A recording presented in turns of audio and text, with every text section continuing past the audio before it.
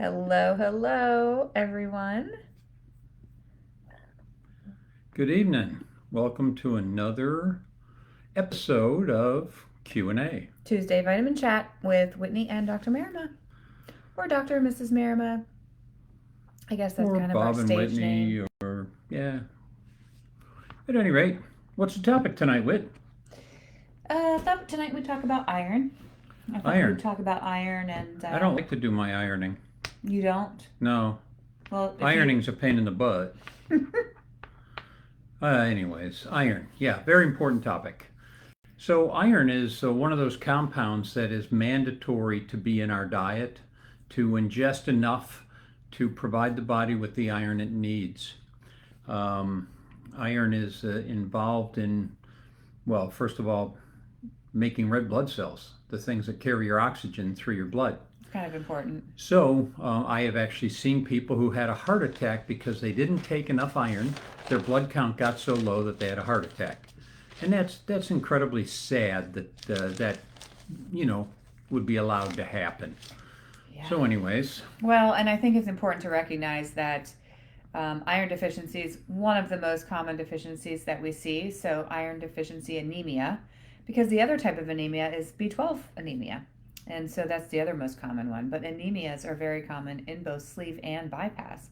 And while the mechanisms for why they occur or why you're at risk for it are a little bit different, the basic result is the same, and that is, hey, Catherine, that is that we have to prevent deficiencies, monitor for them by close lab monitoring, and treat the anemia when it presents itself. so in the stomach is produced a compound that helps iron be absorbed, and the reduction in that compound through bariatric surgery contributes to the deficiencies that we see arise. Right, and furthermore, because of the lack of or drastic decrease in stomach acid production in both sleeve and bypass, stomach acid is really, when we talk about minerals, and iron is a mineral, really kind of required in order to break through the vitamin or the food particles that we're ingesting and pull out the iron. Without a lot of stomach acid, we struggle in this area. And So, so many people are on those medications that reduce stomach acid. oh So yes, it's not just bariatric surgery, but we no, see it in people who are chronic antacid medications. true, good point. Well, I think I see so much when either through our Facebook group, our clients that we coach, or just because we've gathered a little bit of a following, over the years. But patients that did not have surgery with us originally, so they weren't educated about the need for specific bariatric vitamins, or didn't have access, or weren't really kind of told about bariatric vitamins, such as our own patients. They post things like, "My body doesn't absorb iron, therefore I have to get iron infusions." Uh, it's kind of sad, but the truth is your body only absorbs like two or three types of iron. Not and there's literally, if you went to a health food store, there would be 20 different kinds. There would be like ferrous fumarate, ferrous sulfate, carbonyl iron, ferrous glycinate. So all of these different types, right? And only a few of them you really absorb. The two most absorbable or bioavailable forms of iron are either number one, ferrous fumarate, or number two, iron bisglycinate. Sounds kind of fancy. I think I left my bottle of iron downstairs. So I was going to bring up one to show you, and I did grab it, and I think I left it down there. So we're going to go without it. But of course, our line of vitamins, we have both ferrous fumarate, which is in the chewable form. I think that iron probably is like my favorite vitamin from a taste standpoint. However, ferrous fumarate does tend to be a little bit more constipating, and so there's maybe a little bit more risk of some GI side effects with ferrous fumarate. So if you're really sensitive tummy or prone to constipation with iron, then you would want to go for the tablet form, which we also have, which is iron bisglycinate. And so iron bisglycinate is less constipating, less a little less GI side effect. It tastes terrible, so it can't be used in the chewable, but it is available in tablet form. 30 or Easy to 60 swallow. it's very small. 30 milligrams is generally the prophylactic dose, meaning the dose that the guidelines for the American Society of Metabolic and Bariatric Surgery have said will prevent deficiencies in most people. Of course, we're always going to have our outliers, right? So, and then the 60 milligrams is more geared towards treating somebody who's drifting down in their iron levels or is deficient. And let's speak a little bit about what is. Yeah, I mean, let's face it. Women often have an ongoing hemoglobin loss every month. Right. And so they need that extra support. That's true. But they're not the only ones. Like, I mean, men will develop anemia. I see it often. Postmenopausal women or women on, contraceptives that, prohibit the menstrual loss still end up anemic. So it's important to recognize this because you feel terrible. So some of the signs of iron deficiency are weakness, fatigue, Shortness of breath. feeling like you can't, walk in the parking lot without getting winded, cold hands, cold feet, coldness all over.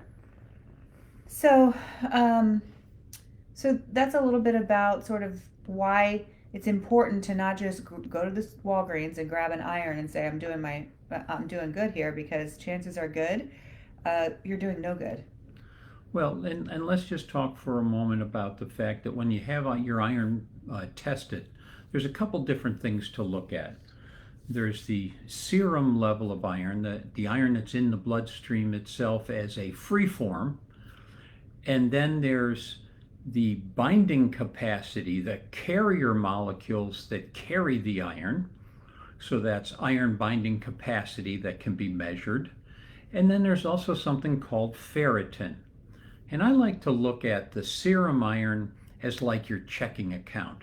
These are the funds that are available immediately for you to use. But your ferritin is a little bit more like your savings account. So your checking account has to draw sometimes from your savings account because it has some extra needs. But if your serum iron is okay, but your ferritin is low, you're still deficient. You have no reserve at all. And so it's important to look at all of those factors, your serum iron, your total iron binding capacity, and your ferritin. Well, and then you also need a CBC because you need to look at your hemoglobin and your hematocrit, because once your ferritin has exhausted itself to a level, it doesn't have to be 0. It won't be 0, but, somewhere between 5 and 10 generally, then we start to see the decreases in the hemoglobin, and that's when you're starting to really feel those shortness of breath and lack of kind of oxygen. Right. And the last thing I'll say is there are other kind of strange symptoms of iron deficiency, how you can, know if you're really, really anemic. I'm talking like you need intervention fast.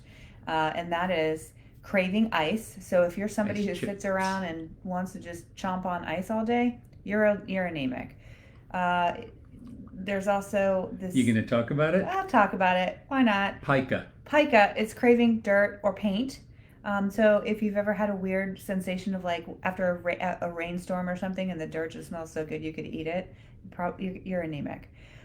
So those are just some really late signs of iron deficiency. But the key here is to test annually and ask for the right things.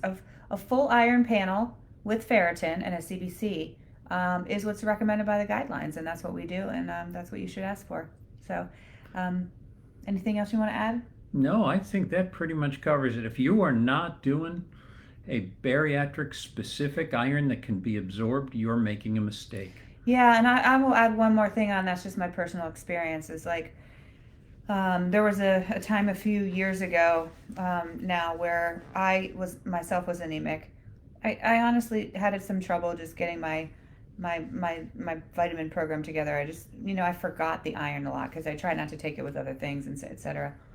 I became anemic and I gained 15 pounds because I literally was crashing every day around between 2 and 3 p.m.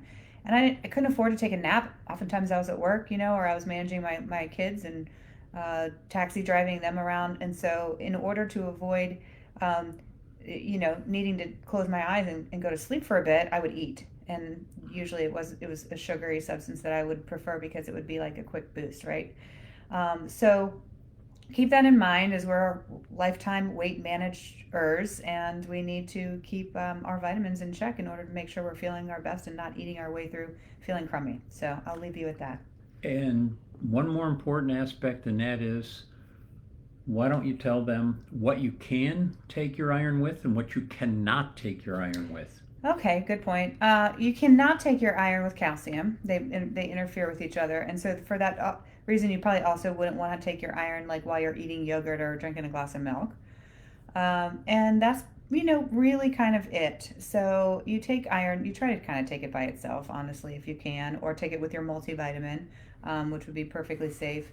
And then in general, you also don't want to take your vitamins with black tea. So if you're a big iced tea drinker, the tannins in the tea interfere with the absorption of vitamins. So green tea's fine, black tea's not so fine. So if you're a tea drinker, just don't White take tea? it.